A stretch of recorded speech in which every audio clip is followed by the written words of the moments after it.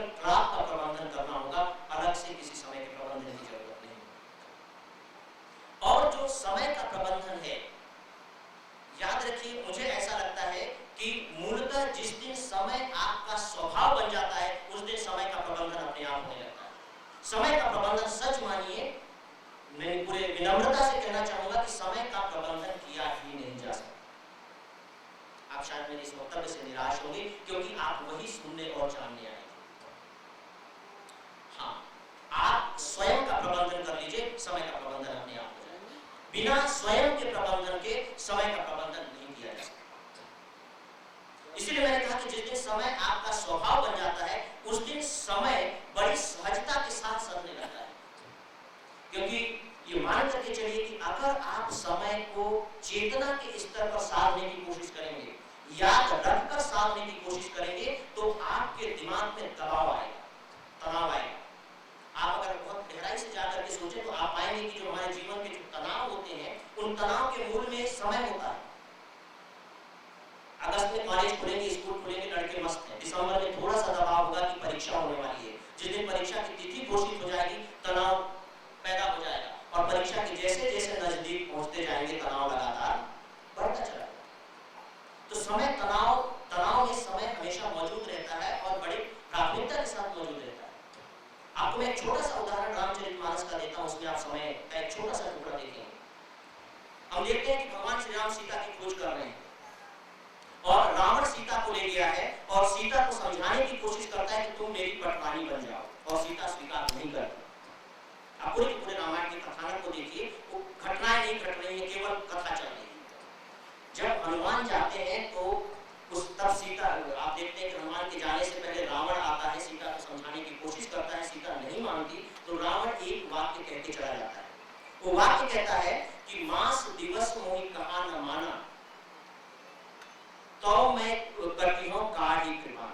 कि सीते, अगर तुमने अब मेरी बात 1 महीने के अंदर नहीं मानी, तो मैं ये तलवार नेगेटिव फिक्स 1 मंथ। रावण भी परेशान हो जाएगा कि बिना टारगेट के काम नहीं बनेगा, और सच पूछिए बिना टारगेट के काम नहीं बनता। तो जब हनुमान जी पहुंचते हैं, आप देखिए कि सीता कुछ नहीं कहती है, सीता केवल ये कहती है कि मास दिवस मोहि पीवन आवा, तो तेरी मोहि जीवत नहीं पावा। मुझको कुछ नहीं कहना है, बता देना कि अगर 1 महीने में मेरे प्रीतम यहाँ नहीं आए तो मुझे जीवित नहीं पाएंगे। सीता ने भी टारगेट दे दिया। जब सीता ने टारगेट दे दिया तो हनुमान जी क्या करें?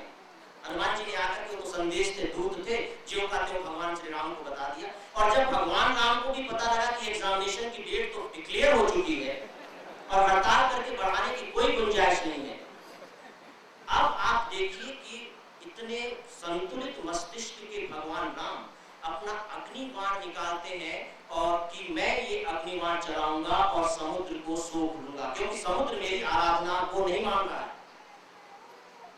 मतलब क्या? राम के दिमाग में क्रोध पैदा, और वो क्रोध को किसने पैदा किया? उस तनाव ने, उस 1 महीने के तनाव ने। अगर वो 1 महीना नहीं होता तो भगवान राम भी कहते कि ठीक है हनुमान, तुम आए हो, तुम थोड़ा सा सुस्ता हो, 1-2 दिन जरा बैठक करते हैं, पूरे कैबिनेट की मीटिंग बुलाते हैं, फिर आगे डिसाइड करेंगे कि क्या। लेकिन चूंकि 1 महीने का समय है तो वहां कुछ भी नहीं होता। याद रखिए कि किसी भी काम को करने के लिए आपको टारगेट फिक्स करना पड़ेगा, क्योंकि बिना टारगेट के काम नहीं बनते, और उस टारगेट से आपके दिमाग में तनाव आएगा। लेकिन ज्यादातर लोग इस तनाव के से बहुत परेशान रहते हैं, उनको लगता है कि तनाव आया मतलब हम हार्ट अटैक के पेशेंट हुए। निवेदन है कि याद रखिए कि तनाव एक क्रिएटिव टेंशन भी होता है, एक रचनात्मक तनाव भी। दुनिया का कोई ऐसा युग नहीं रहा जो तनाव से रहित युग हो। आदिम मनुष्य जब जंगलों में रहता था तो वो जितने तनाव में रहता था, उसकी तुलना में तो हम कुछ भी तनाव में नहीं। अंधेरा हो गया तो तनाव, शेर की दहाड़ सुनाई दे दी तो तनाव, आकाश में बादल छा गए तो तनाव की भीगेंगे, कितने तनाव में रहता होगा। लेकिन एक क्रिएटिव टेंशन होता है। हमारे अगर ब्लड का प्रेशर कम हो जाए तो हमारी क्या स्थिति होगी? मृत्यु की स्थिति में ब्लड का कोई प्रेशर नहीं होगा। ये जो तनाव है, ये तनाव कैसे आता है और इस तनाव को आप कैसे लेंगे? ये तनाव मूलतः एक, मैं समझता हूं कि बिजली की तरह है। नंगे तार को छू दीजिए, करंट मार देगा, फ्रिज में डाल दीजिए, ठंडक देने लगेगा, हीटर में डाल दीजिए, आपको गर्मी मिलने लगेगी, ट्यूबलाइट में लगा दीजिए, प्रकाश होने लगेगा। तनाव is energy, basically tension is energy, तनाव ऊर्जा है। अब ये आपके ऊपर है कि आप उस तनाव रूपी ऊर्जा का प्रयोग नंगे तार को छूने के रूप में करते हैं या ट्यूबलाइट में लगा करके ऊर्जा पैदा करने के लिए। और ये जो टेंशन को एनर्जी में कन्वर्ट करने की बात है, इसके बारे में मैं आपको फिर से रामचरितमानस का एक छोटा सा प्रसंग दूंगा, क्योंकि ये समय से बहुत गहरे रूप से जुड़ा हुआ है और मैं समझता हूं कि ये बहुत बहुत अच्छा प्रसंग है। रामचरितमानस में आप देखते हैं कि रात हो चुकी है, लगभग आधी रात होगी। दशरथ कैकेयी के कोप भवन में जाते हैं और कैकेयी दशरथ से 2 वरदान मांगती हैं, आप लोगों को मालूम है। राम को वनवास और भरत को राजगद्दी। दशरथ बहुत परेशान होते हैं। देखिए, भगवान श्री राम कार्तिक महीने में वापस आए थे, इसका मतलब है कि ठंड के दिन रहे होंगे, हम मान सकते हैं, क्योंकि 14 साल उन्होंने कार्तिक महीने में ही पूरे किए थे, जब दीपावली जिस पर हम मनाते हैं, ठंड के दिन रहे होंगे। अब जो भी प्रसंग उनका चला हो, रामचरितमानस में ये है कि अंतिम पहर में लगभग सुबह के 3-4 बजे के आसपास भगवान राम को इसकी सूचना मिली।